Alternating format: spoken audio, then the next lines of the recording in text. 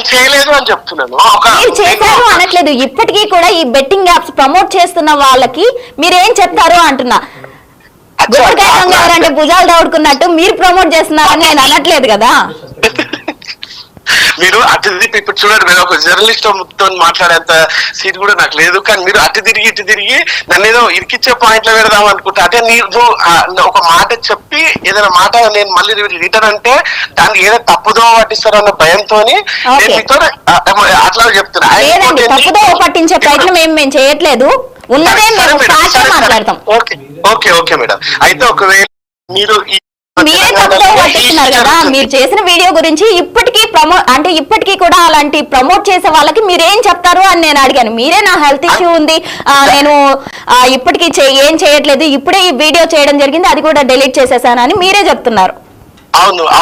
అవును కరెక్ట్. ఇంకా దాంట్లో నేను చెప్పాలనుకుంది మీరు ఇక్కడ తప్పుదో పట్టించేది నేను కంప్లీట్ చేయలేదు మేడం. చెప్పేది ఇప్పుడు మన తెలంగాణ అండ్ ఆంధ్రప్రదేశ్ స్టేట్ లా ఇప్పుడు సజ్జనా సార్ ఏదైతే యాక్షన్ తీసుకొని వీళ్ళు ఇట్లా ప్రమోట్ చేస్తున్నారు.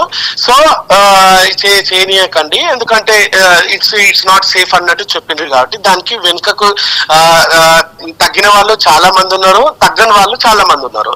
ఇంకొకటి ఏంటంటే ఇప్పుడు చాలా మంది తెలుగు ఇన్ఫ్లుయెన్సర్స్ కూడా ఎక్కడి నుంచి ఇన్ఫ్లుయెన్స్ అవుతారంటే కాపీ కంటెంట్, కొంచెం కాపీ చేయడము, కొంచెం వాళ్ళకి వేసే వ్యూస్ రావడం అని అనుకునే ఏంటంటే హిందీ కంటెంట్ అంటే నార్త్ సైడ్ చేసే కంటెంట్ అక్కడ నుంచి స్టార్ట్ అవుతుంది మేడం. ఓకేనా. అండ్ ఇక్కడ ఒక విషయం ఏంటంటే మీకు చాయ్ వాళ్ళ అనే ఒక పర్సన్ తెలుసా అండి? విండోస్ 11 12 కానీ ఇప్పుడు ప్రజెంట్ బ్రాండ్ అంబాసిడర్ ఆయన తెలుసా మీకు? ఐడియా ఉందా? ప్రతి దాంట్లో చాయ్ వాళ్ళ అని ఒక పర్సన్ ని తీసుకెళ్లి వాళ్ళ బ్రాండ్ ప్రమోషన్స్ కానీ.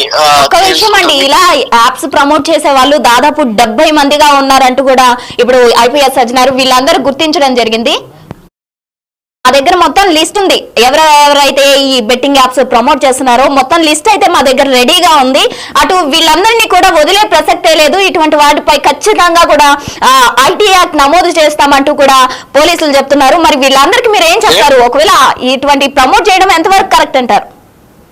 ఇప్పుడు తప్పని తెలిసిన తర్వాత కరెక్ట్ అని ఎందుకంటాం మేడం? అవును, ఎగ్జాక్ట్లీ. మరి మీరు ఇప్పుడు ఆపేశారా మేడం? నేను మీకు ఒక 3 minutes కింద ఆన్సర్ చెప్పిన, ఎప్పుడో ఆపేస్తాము అని చెప్తున్నా కదా. ఓకే, ఎప్పుడో ఆపేశారా అంటే ఆల్రెడీ చేస్తున్నారు. సో మీపై కూడా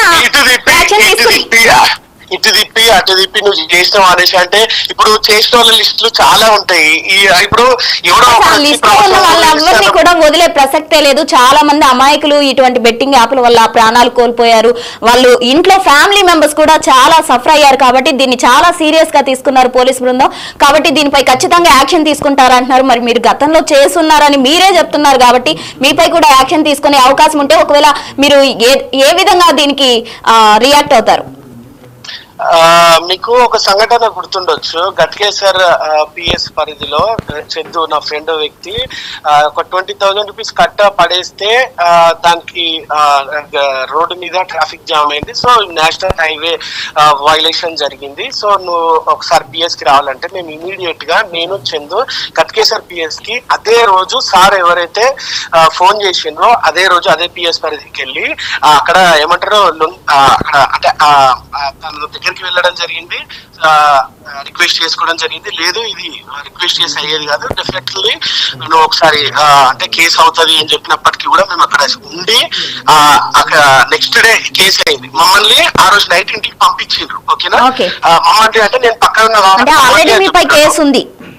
నా మీద కాదు తల్లి, అది చందు గురించి కదా, మీ దోస్త్ అని చెప్పారు కదా. అవును నా దోస్తే గానీ ఇప్పుడు ఆడికి పోయి నెక్స్ట్ డే రమ్మంటే నెక్స్ట్ డే వెళ్ళి ఏమంటారు వాళ్ళు ఏదైతే శిక్ష వేసిండ్రో అది తీసుకొని దానికి బెయిల్ తీసుకొని రావడం అయితే జరిగింది. అంటే నేను ఈ విషయం ఎందుకు చెప్తున్నానంటే మేము అంటే ఒకవేళ చట్టపరంగా చర్యలు తప్పవనంటే డెఫినెట్లీ చట్టానికి లొంగిపోతాం కదా, దాంట్లో తప్పేమో ఉంది. వచ్చిందంటే మీరు లొంగిపోవడానికి సిద్ధంగా ఉన్నారు అంటారు. డెఫినెట్ గా కదా మేడం, అంతే కదా. ఓకే, రైట్ అండి విజు గౌడ్ గారు, థ్యాంక్ యూ అండి. కదండి, విజ్జు గౌడ్ బిగ్ టీవీతో ఫోన్ లైన్ లో మాట్లాడడం జరిగింది. అయితే తన గతంలో ఇటువంటి బెట్టింగ్ యాప్స్ ప్రమోట్ చేయడం జరిగింది. అయితే ఒక్కసారిగా పోలీసులు ఐటీ యాక్ట్ నమోదు చేస్తున్నారు అని తెలుసుకున్న తర్వాత ఇది చేయడం తప్పు అని గ్రహించి తను ఆపేశాను అని చెప్తున్నాడు.